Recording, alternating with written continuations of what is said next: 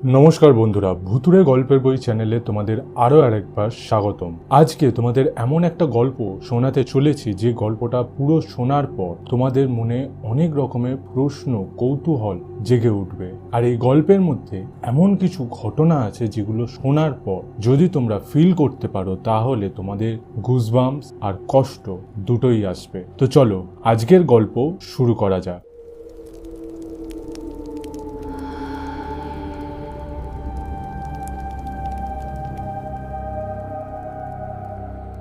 কলকাতার উত্তর দিকের পুরনো পাড়াগুলির মধ্যে এমন কিছু রাস্তা আছে যেখানে দিনের আলোতেও এক অদ্ভুত নিস্তব্ধতা লেগে থাকে। পুরনো বাড়ি ভেঙে নতুন ফ্ল্যাট হয়েছে, রাস্তার চেহারা বদলেছে, কিন্তু কিছু জায়গা যেন সময়কে আজও আটকে রেখেছে। সেরকমই একটা জায়গায় দাঁড়িয়েছিল শ্যামাপ্রসাদ বিদ্যা মন্দির, যেটি অতীব একটি পুরনো স্কুল। 60-এর দশকের তৈরি এই স্কুলটির বিশাল বড় একটি পুরনো লোহার গেট রয়েছে, পুরনো 3 তলা বিল্ডিং, আর পেছনের দিকে একটি অশ্বত্থ গাছ।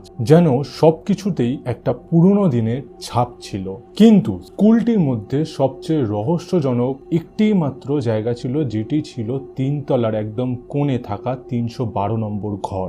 ঘরটি প্রায় 31 বছর ধরে বন্ধ, কারণ 1995 সালের একটি বর্ষার রাতে এই স্কুলেরই প্রধান শিক্ষক শ্রী অমলেন্দু মুখার্জি ওই ঘরেই মারা গিয়েছিলেন এবং তারপর থেকেই ওই ঘরটিকে বন্ধ করে রাখা হয়। শোনা গেছে যে ওই ঘরের ভেতর থেকে বিভিন্ন রকম অদ্ভুত আওয়াজ আসতে থাকে, সেই জন্য ওই ঘরটিকে বিগত 31 বছর ধরে এই স্কুল বন্ধ রেখেছে। 1995 অমলেন্দু মুখার্জি ছিলেন এক অত্যন্ত কড়া প্রধান শিক্ষক মহাশয়। ছাত্ররা তাকে প্রচন্ডভাবে ভয়ও পেত, কিন্তু সত্যিটা ছিল অন্যরকম। তিনি ছাত্রদের ভালোবাসতেন, বিশেষ করে একজনকে, অর্ক। ক্লাস 10-এর এই অর্ক নামক ছাত্রটি পড়াশোনায় ছিল অত্যন্ত মেধাবী, খেলাধুলাতেও সেরকম ভাবে পটু, আর অত্যন্ত ভদ্র। সবাইকে খুব সম্মান দিয়ে কথা বলতো অর্ক, যার জন্য অমলেন্দুবাবু প্রায় তাকে বলতেন, অর্ক তুই অনেক দূরে যাবি। আর অর্ক হেসে উত্তর দিত, স্যার আপনি পাশে থাকলে আমি নিশ্চয়ই পারবো। কিন্তু একদিন স্কুলের ভিতর থেকে প্রশ্নপত্রের একটি কপি চুরি গেল। সন্দেহ পড়ল অর্কের ওপর, কারণ আগের দিন অর্ক সেই অফিসে গেছিল। অমলেন্দুবাবু তাকে নিজের ঘরে ডেকে জিজ্ঞাসা করলেন, তুই নিয়েছিস? অর্ক কাঁদতে কাঁদতে বলেছিল, না স্যার আমি নিইনি। কিন্তু রহস্যজনকভাবে তার ব্যাগের ভেতর থেকে প্রশ্নপত্রের একটি ছেঁড়া অংশ পাওয়া গেল। রাগের মাথায় অমলেন্দুবাবু সবার সামনে তাকে খুবই অপমানজনক কথাবার্তা বললেন, এমনকি শেষে একটা চড়ও বসিয়ে দিলেন। অর্ক কাঁদো কাঁদো চোখে শুধু একবার সেই অমলেন্দুবাবুর দিকে তাকালেন, আর কিছু বললেন না। মাথা নিচু করে সে স্কুলের বাইরে বেরিয়ে গেল। সেই চোখের দৃষ্টি অমলেন্দুবাবু অনেক দিন ধরে প্রায় ভুলতে পারেনি, কারণ 3 দিন পরেই প্রমাণ হলো অর্ক নির্দোষ, কারণ আসল অপরাধী ছিল অন্য একটি ছেলে। কিন্তু ততদিনে অর্ক স্কুলে আসা টোটালি বন্ধ করে দিয়েছিল। আর 3 দিন পর 4 দিনের মাথায় খবর এলো অর্ক মারা গেছে। অমলেন্দুবাবু এই খবরটা শোনার পর যেন ভিতর থেকে একদম ভেঙে পড়লেন। অর্কের বাড়িতে গিয়ে অমলেন্দুবাবু তার মায়ের মুখ থেকে শুধু একটি মাত্র কথা শুনেছিলেন, আপনি তো বলেছিলেন স্যার ও খুব বড় হবে। সেদিন রাতে প্রচন্ড বৃষ্টিতে অমলেন্দুবাবু নিজের স্কুলে আবার ফিরলেন। সোজা চলে গেলেন 312 নম্বর ঘরে। টেবিলের ওপর একটা কাগজ রেখে লিখলেন তিনি, আমি একজন শিক্ষক হিসাবে ব্যর্থ হয়েছি। আর তারপরে সেই 312 নম্বর রুমে দরজা ভিতর থেকে বন্ধ করে দিলেন। পরের দিন দারোয়ান এসে সকালবেলা যখন ওই ঘরটি খুলতে যাবে তখন দেখলেন এই ঘরের তালা আগে থেকেই খোলা, আর ঘরটা যেন কেউ ভেতর থেকে বন্ধ করে দিয়েছে। সেই জন্য তিনি সেই দরজা ভাঙার আপ্রাণ চেষ্টা করলেন এবং দরজাটি ভেঙে ভেতরে যা দেখতে পেলেন তা খুবই ভয়ঙ্কর একটি দৃশ্য ছিল। অমলেন্দুবাবু মাটিতে পড়ে আছে এবং তিনি মারা গেছেন। ঘরটি সঙ্গে সঙ্গে বন্ধ করে দেওয়া হলো, কিন্তু আসল ঘটনা তারপর থেকে শুরু হলো। অমলেন্দুবাবুর মৃত্যুর কয়েকদিন পর থেকে সেই স্কুলের দারোয়ান 3য় তলা থেকে লাঠির শব্দ শুনতে পেলেন, ঠকঠক আওয়াজ, কারণ অমলেন্দুবাবু বেঁচে থাকা অবস্থায় পরনে একটা সাদা পাঞ্জাবি আর একটা সাদা ধুতি পরতেন, আর তার চোখে ছিল একটা মোটা ফ্রেমের চশমা, আর হাতে একটা লাঠি নিয়ে সারা স্কুল ওই লাঠির ঠকঠক আওয়াজ করে হেঁটে বেড়াতেন। তো সেই ঠকঠক আওয়াজ সেই দারোয়ান প্রতি রাতে প্রতি সময়ে শুনতে পেত। তারপর এক রাতে 312 নম্বর রুমে সেই দারোয়ান দেখলো আলো জ্বলছে। দারোয়ান দরজার সামনে যেতেই ভেতর থেকে একটা গলার আওয়াজ তার কানে ভেসে আসলো, ওকে ডাকো। দারোয়ানটি কাঁপা কাঁপা গলায় বলে উঠলো, কাকে? কোনো উত্তর এলো না। পরের দিন দেখা গেল ওই রুমের ব্ল্যাকবোর্ডে চক দিয়ে লেখা রয়েছে, অর্ক কোথায়। এরপর অনেকেই দাবি করেছিল এই 3 তলার ঘরের ভেতর থেকে অনেক রকম শব্দ শোনা যেত, কখনো চেয়ার সরার শব্দ, কখনো সারা করিডরে মনে হতো লাঠি নিয়ে কেউ হেঁটে বেড়াচ্ছে, কখনো ব্ল্যাকবোর্ড থেকে কিছু লেখা পাওয়া যেত।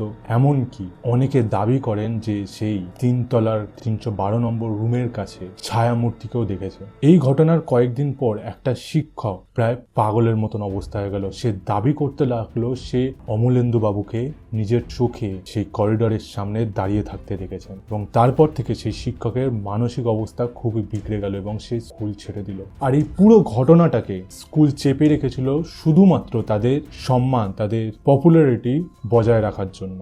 2026 31টা বছর কেটে গেছে, স্কুল এখনো চলছে, কিন্তু 312 নম্বর ঘর আজও বন্ধ।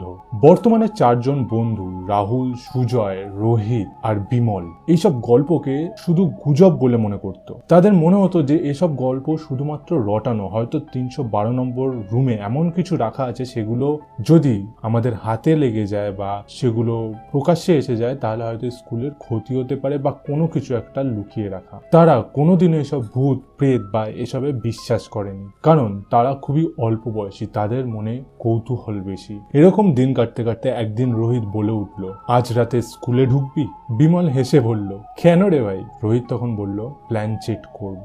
সুজয় সঙ্গে সঙ্গে আপত্তি করলো, কিন্তু মাঝখান থেকে রাহুল বলে উঠলো, আরে ভাই ভূত বলে কিছু নেই, ফালতু ভয় পাস না। শেষ পর্যন্ত 4 জনে ঠিক করলো রাত 10টায় পাঁচিল টপকে তারা স্কুলে ঢুকবে, তারপর সরাসরি যাবে সেই 312 নম্বর রুমের ভেতর।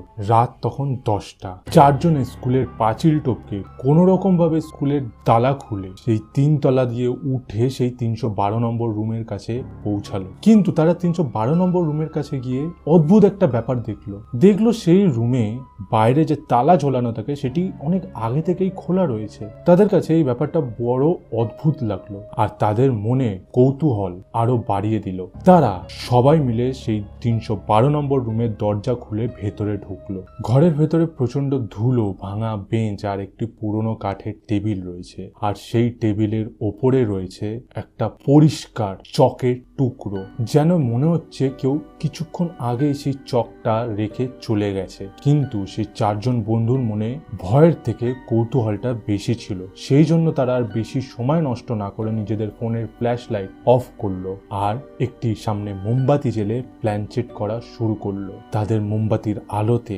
আরো ঘরটা যেন ভয়ঙ্কর হয়ে উঠেছিল, কারণ ঘরটা ছিল পুরোই অন্ধকারাচ্ছন্ন। রোহিত বলে উঠল, অমলেন্দু মুখার্জি, আপনি যদি এখানে থাকেন আমাদের সাথে তাহলে যোগাযোগ করার চেষ্টা করুন। প্রথমে কিছুই হলো না। আবার রোহিত বলল, অমলেন্দু মুখার্জি, আপনি যদি এখানে থেকে থাকেন তাহলে আমাদের সাথে যোগাযোগ করুন, আমরা আপনার সাথে যোগাযোগ করতে চাই। তারপর ঠক ঠক ঠক লাঠির আওয়াজ আসতে লাগলো তাদের কানে। তাদের মনে হলো কেউ যেন লাঠি হাতে করিডর দিয়ে হাঁটছে। 4 জনের মুখ একদম শুকিয়ে গেল, তবুও তারা প্ল্যান চেট কন্টিনিউ রাখলো। রোহিত জিজ্ঞাসা করলো, আপনার নাম কি? কয়েন ধীরে ধীরে নড়ল, প্রথমে এ, তারপরে আর, তারপরে কে, তারপরে ও। রাহুল সঙ্গে সঙ্গে হকচকিয়ে বলে উঠল, অর্ক। কয়েন থেমে গেল, তারপরে কয়েনটি লেটার চিহ্নিত করলো নো। রোহিত জিজ্ঞাসা করলো, তাহলে কে? কয়েনটি ধীরে ধীরে লেটার বানালো। ঠিক সেই মুহূর্তে ব্ল্যাকবোর্ডে নিজে থেকে লেখা ফুটে উঠল। ব্ল্যাকবোর্ডে পরিষ্কার জলজল করে লেখা, তোরা কেন এসছিস এখানে? চলে যা, বাঁচতে চাইলে চলে যা। সুজয় প্রচন্ড ভয় পেয়ে সবকিছু ছড়িয়ে নন্ডবন্ড করে দরজার দিকে দৌড়ে পালানোর চেষ্টা করলো, কিন্তু দরজাটি সুজয়ের মুখের ওপর বন্ধ হয়ে গেল। তারপর ঘরে অন্ধকার কোণ থেকে একটা শান্ত ভারী গলা তাদের সবার কানে ভেসে আসলো। আমি 4 জন ঘুরে তাকালো। তারা দেখলো একজন সাদা পাঞ্জাবি, সাদা ধুতি, হাতে একটা লাঠি নিয়ে আর মোটা ফ্রেমের একটা চশমা পরে একটা কালো মুখাকৃতি অবয়ব সেই ছায়ায় মিশে দাঁড়িয়ে আছে তাদের সামনে। তারপর লোকটি ধীরে ধীরে সেই লাঠি ঠক ঠক ঠক ঠক আওয়াজ করতে করতে তাদের সামনে এগিয়ে আসলো আর তাদেরকে বলল, তোমরা অর্ককে চেনো? রোহিত কাঁপতে কাঁপতে বলল, না, আমরা চিনি না। সেই অবয়বটি মৃদু হেসে বলল, মিথ্যে। তারপরে সেই অবয়বটি টেবিলের ভেতর রাখা একটি রেজিস্টার বার করলো। তাদেরকে সেই রেজিস্টারে পাতা খুলে দেখালো 1995 সালের ছাত্রদের তালিকা। বিমল, সুজয়, রাহুল, রোহিত, চারজনের বুকের ভেতরটা যেন কেঁপে উঠলো। রাহুল বলল, এটা অসম্ভব, এটা সম্ভবই নয়। আমরা তো জন্মেইছি 2010-এর পর, তাহলে 1995 সালের রেজিস্টারে কি করে আমাদের নাম থাকতে পারে? তখনই সেই ভয়ঙ্কর অবয়বটি তাদেরকে বলে উঠল, তোমরা কি ভেবেছো তোমরা প্রথমবার এই ঘরে এসেছো? এর আগেও তোমরা অনেকবার এই ঘরে এসেছো। তারপর সেই অবয়বটি রোহিতের দিকে তাকিয়ে তাকে বলল, তুই জানিস না তোর কাকা কেন এই স্কুলে কাজ করত, আর তারপরে এই স্কুল ছেড়ে চলে গেল কেন? রোহিত থতমত খেয়ে এক পা পিছিয়ে গেল আর সেই অবয়বটিকে জিজ্ঞাসা করলো, আপনি কে? সেই অবয়বটি এবার সম্পূর্ণ আলোয় আসলো আর বলল, আমি এই স্কুলের হেডমাস্টার অমলেন্দু মুখার্জি। তারপরে অমলেন্দু বাবু নিজেই বললেন, আমি তোমাদেরকে মারতে চাই না। সুজয় তখন কাপা গলায় বলল, তাহলে আমাদেরকে যেতে দিন, আমাদেরকে কেন এখানে আটকে রেখেছেন? তখন অমলেন্দু বাবু বললেন, যেতে পারো, কিন্তু তার আগে সত্যিটা তোমাদেরকে জানতে হবে আর সেটা সবার সামনে আনতে হবে। এইটি বলার পর তিনি ব্ল্যাকবোর্ডের দিকে এগিয়ে গেলেন এবং সেখানে পড়ে থাকা সেই চকটি উঠিয়ে ব্ল্যাকবোর্ডে লিখলেন, আমি অর্ককে মারিনি। আর সেই সাদা চকের লেখা সেকেন্ডের মধ্যে লাল রক্তে পরিণত হয়ে যায়। সেই চারজনে সেই স্পটে থেকে ওই সমস্ত দেখে তাদের অবস্থা একদম খারাপ হয়ে যাওয়ার মতন, শুধু অজ্ঞান হওয়া বাকি রয়েছে। তারপরে আবার তিনি লিখলেন, আমি অর্ককে মারিনি, কিন্তু আমি অর্ককে বাঁচাতেও পারিনি। প্রশ্নপত্র চুরির ঘটনায় অর্ককে ফাঁসানো হয়েছিল। তারপরে তিনি বললেন তাদেরকে, কয়েকজন বড় ছাত্র অর্ককে ভয় দেখানোর জন্য তাকে 3 তলায় নিয়ে গেছিল। সেই 312 নম্বর রুমে তাকে ঢুকিয়ে বিভিন্ন রকম ভাবে মানসিক টর্চার করতে থাকে এবং কিছু টাইম পর তাকে চড়থাপ্পড় মারে, কারণ সেই প্রশ্নপত্র চুরির পেছনে কাদের হাত রয়েছে অর্ক সেটা জানতো। সেই জন্য অর্ককে মারা হয় এবং অর্ককে এমন জোরে একজন ধাক্কা মারে যে তার মাথা গিয়ে বেঞ্চে লাগে। এই সমস্তই কিছু হেড স্যারের থেকে লুকিয়ে রাখা হয় এবং তারপরে অর্ককে হসপিটালে নিয়ে যাওয়া হয়। সেই সমস্ত স্টুডেন্টের পেছনে বড় মাথার হাত, অর্থাৎ তাদের বাবা বড় মাথা বলে এই ঘটনাটা পুরোপুরি চেপে গেছিল। অর্ককে হাসপাতালে নিয়ে গেলেও কয়েক ঘন্টার পরে অর্ক মারা যায়। এই পুরো ঘটনাটা অমলেন্দুবাবু জানতে পারে যখন তিনি অর্ককে মৃত অবস্থায় দেখতে তার বাড়ি গিয়েছিল।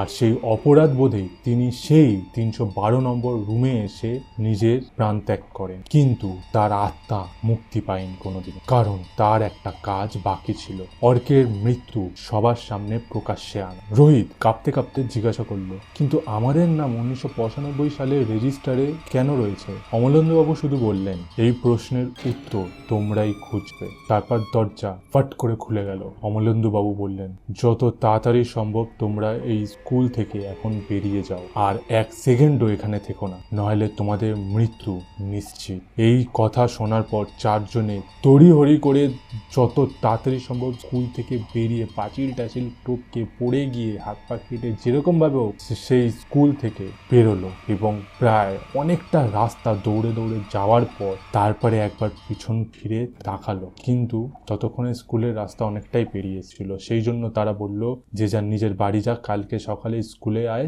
দেখা হবে আর এই বিষয় নিয়ে কথা বলা হবে। পরের দিন তারা স্কুলে আসলো এবং স্কুলে এসে সরাসরি চলে গেল লাইব্রেরিতে। সেখানে পুরনো সংবাদপত্র ঘাঁটা শুরু করলো। অনেক খোঁজার পর তারা 1995 সালের একটি সংবাদপত্র পেল, যেখানে পরিষ্কারভাবে লেখা রয়েছে শ্যামাপ্রসাদ বিদ্যা মন্দিরের প্রধান শিক্ষকের অস্বাভাবিক মৃত্যু, আর তার নিচে আরেকটি খবর, অর্ক সেন নামের এক ছাত্রের মৃত্যুকে ঘিরে রহস্য, আর সঙ্গে অর্কের ছবি। চারজনেই ছবিটির দিকে তাকিয়ে রইল, আর বিশেষ করে রোহিত ছবিটির মধ্যে যেন ঢুকে গেছিল, কারণ অদ্ভুতভাবে অর্কের মুখটা তার কাছে খুবই পরিচিত লাগছিল। 1 মাস পর রোহিত আবার সেই পুরনো রেজিস্টারটা লাইব্রেরিতে দেখতে পেল। রোহিত 1995 সালের পাতাটা খুলল। চারজনের নাম এখনো ছিল সেখানে, কিন্তু এবার আরো একটা নাম রোহিত সেখানে দেখতে পেল, অর্ক সেন প্রেজেন্ট। রোহিতের সঙ্গে সঙ্গে হাত কেঁপে উঠল। ঠিক তখনই তার কানের কাছে কেউ ফিসফিস করে বলে উঠল, তুই তো সেদিন আমাকে ডাকিসনি। রোহিত ধীরে ধীরে পেছনে ফিরল আর দেখলো সেখানে কেউ নেই। শুধু লাইব্রেরির জানলা দিয়ে দেখা যাচ্ছে সেই 312 নম্বর ঘরের একটি জানলা যেটি খোলা রয়েছে, আর সেই জানলার ওপাশে দাঁড়িয়ে রয়েছে দুজন। একজন সাদা পাঞ্জাবি পরা সেই অমলেন্দু বাবু, আর তার পাশে দাঁড়িয়ে একটি বাচ্চা যে একটি ভয়ঙ্কর বিভৎস হাসি নিয়ে মুখে রোহিতের দিকে তাকিয়ে আছে। রোহিত ভালো করে সেই বাচ্চা ছেলেটির দিকে তাকানোর পর দেখলো এই ছেলেটি আর কেউ না, এই ছেলেটি ছিল অর্ক। হঠাৎ করে রোহিত দেখলো তার পাশে রাখা সেই পুরনো একটি খবরের কাগজে হঠাৎ করে রক্তের ফোঁটা পড়তে আরম্ভ করলো, এবং সেই রক্ত ধীরে ধীরে একটি শব্দের আকার নিল। সেই খবরের কাগজে লেখা ফুটে উঠলো, সেখানে লেখা রয়েছে বাঁচাও, নিচে অর্ক। এটা দেখার পর রোহিত যখন আবার সেই জানলার দিকে তাকালো, দেখলো তারা দুজনেই রোহিতের দিকে তাকিয়ে একটা ভয়ঙ্কর হাসি হাসছে, আর ধীরে ধীরে তারা হাওয়ায় যেন মিলিয়ে গেল। আর তারপরে রোহিতের চারপাশ থেকে লাঠি ঠক ঠক ঠক আওয়াজ যেন ভেসে আসলো। রোহিতের মনে হলো ব্যাপারটা শুধু 312 নম্বর রুমে নেই, গোটা স্কুলেই রয়েছে। এই আওয়াজ শোনার পর রোহিত যত তাড়াতাড়ি সম্ভব দৌড়ে লাইব্রেরি থেকে বেরোতে আরম্ভ করলো, কিন্তু তার কানে ফিসফিস করে সেই মুহূর্তে যেন কেউ বলে উঠলো এবার সত্যিটা বেরোবে। তারপরে রোহিত এই গলার আওয়াজটা শুনে বুঝতে পারলো এটি অমলেন্দু বাবুর গলার আওয়াজ। আর এক সেকেন্ডও রোহিত দেরি না করে সেই লাইব্রেরি থেকে পালিয়ে আসলো। কিন্তু অমলেন্দু বাবু কোন সত্যের কথা বলছিল?